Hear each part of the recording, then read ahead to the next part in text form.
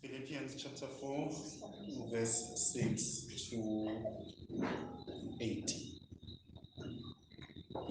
Be anxious for nothing, but in everything by prayer and supplication, with thanksgiving, let your requests be made known to God, and the peace of God, which surpasses all understanding, will guard your hearts and minds through Christ Jesus. But finally, brethren, whatever things are true, whatever things are noble, whatever things are just, whatever things are pure, whatever things are lovely, whatever things are of good report, if there is any virtue, if there is anything praiseworthy, let us meditate on these things. Amen. Amen. Amen. Warfare.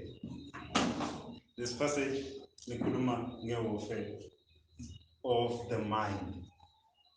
Impi esuke yenzeka emqondweni.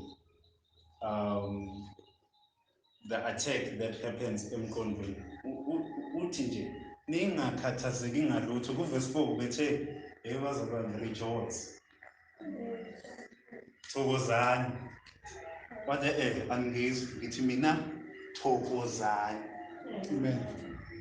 So lesi statement sivezela ngokusobala ukuthi kunesimo ekumele uphikisane naso. Whether izimo, whether umcabango obekwayo emqondweni wakho okwenza ukhathazeke. uPaul uthi thokozani. Abezathi indlela ezokwenza ukuthi uhlale usesimweni sokuthokoza athi ungavumelike umoya wakho ukhathazeke ngalutho, rather sebenzisa lento ekukhathazayo as an opportunity yokuya kuNkulunkulu ngomthandazo. Amen. Vele lo uthandaze 24 hours abesathi uma uqedile ukuthandaza nayi into engifuna ucabange ngayo. Verse 8. Nayi into engifuna ucabange ngayo. Whatever is noble, whatever is just, whatever is true, whatever is pure, whatever is lovely, whatever is of good report, if there is any virtue, if there is anything praiseworthy, uthi meditate on this. Iba intentional noma thatha isinqumo sokuthi mina umqondo wami into ezogcwala emqondweni wami iqiniso. Iqiniso likaNkulunkulu ngaleso simo noma iqiniso likaNkulunkulu ngami noma iqiniso likaNkulunkulu nganoma yini ephathelene nami. Anything ephikisana naleyo insist ukuthi ayitholi indawo emqondweni wakho. Ukukhonza kwakho kuzoba ne-impact empilweni yakho uma ungavumeli ukuthi imicabango engeve ivumelana neqiniso lezwi likaNkulunkulu ngawe iyayithola indawo emqondweni wakho. So into ebengingafisa nje ukuthi kube yilona lo sibe nomthandazo ukuthi from God emqondweni yethu. Uthi Paul, be anxious for nothing, but in everything by prayer and supplication with thanksgiving. Umthandazo nokunxusa nokubonga. Mazaziwe zonke izicelo onazo lezi ezikukhathazayo. Because uma unento ekukhathazayo kodwa uyi kuNkulunkulu ngayo noma mayelana nayo usathana uthola ithuba. I-anxiety i-gate kwimimoya yokuthi ikusebenzise nanoma ingane for whatever agenda anayo usathana. Because umuntu even abakwa-health bangakuchazela ukuthi umuntu akadalelwanga ukuthi abe anxious. I-fabric nje yomuntu nezinkathazo akuhlangani.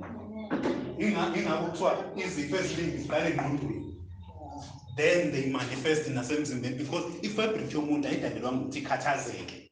So uPaul uthi-ke leyo nto ekukhathazayo iyangayo emthandazweni because uma uyi-entertain lokhu uyi-meditate izodala izifo izifo akuzona ezikaNkulunkulu. He may allow it kodwa akuzona ezikaNkulunkulu.